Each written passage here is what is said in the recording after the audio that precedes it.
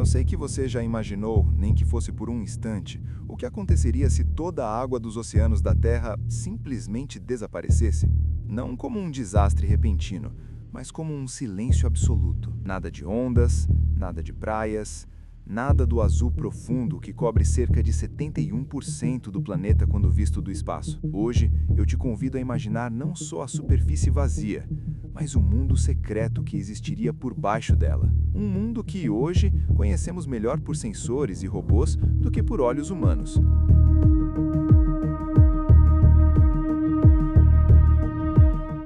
Se toda a água dos oceanos secasse, cerca de 1,3 bilhão de quilômetros cúbicos de água desapareceriam do planeta.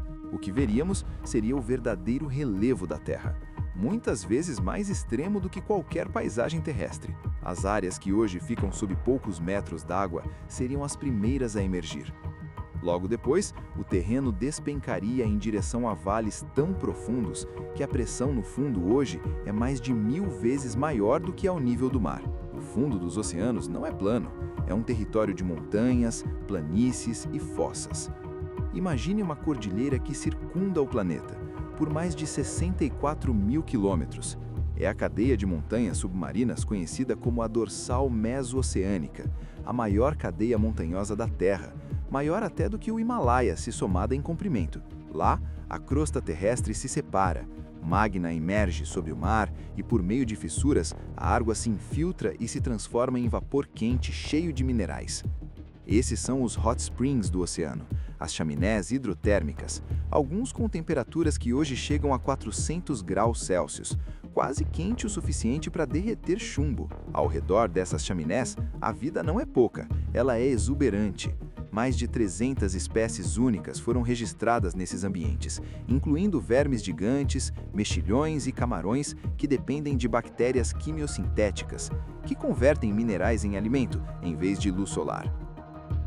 E então existem as grandes planícies abissais, terrenos imensos e relativamente planos que se estendem por milhares de quilômetros, às vezes tão planos quanto desertos em terra firme, mas sob milhares de metros de água. Se a água desaparecesse, ela revelaria vales e cristas mais profundos do que qualquer caverna terrestre.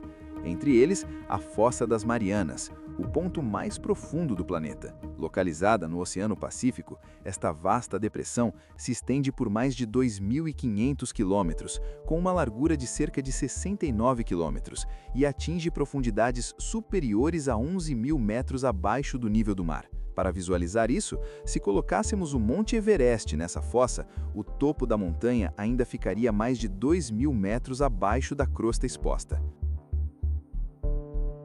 Exploradores descobriram que mesmo ali, onde a luz do sol nunca chega e a pressão parece esmagar tudo, há vida. Robôs e submersíveis já filmaram criaturas adaptadas à escuridão total, tubarões minúsculos, vermes e moluscos que prosperam em condições que pensávamos impossíveis. Profundidades extremas como essa pertencem à chamada Zona Hadal, a parte mais profunda dos oceanos, e representam menos de 1% do leito oceânico, mas incluem as características mais dramáticas e misteriosas que conhecemos.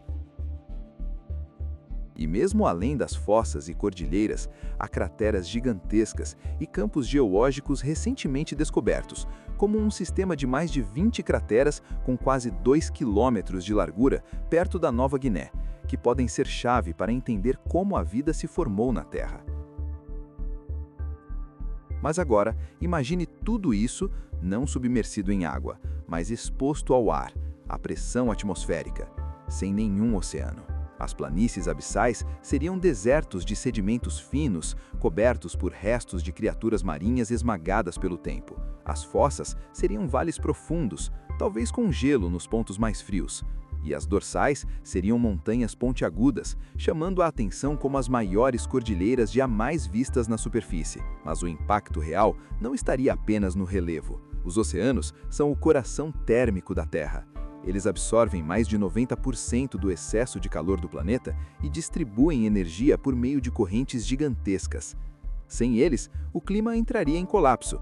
As temperaturas diurnas subiriam para 50 ou 60 graus em muitas áreas e cairiam perigosamente à noite. O ciclo da água, aquele que forma nuvens e chuva, deixaria de existir.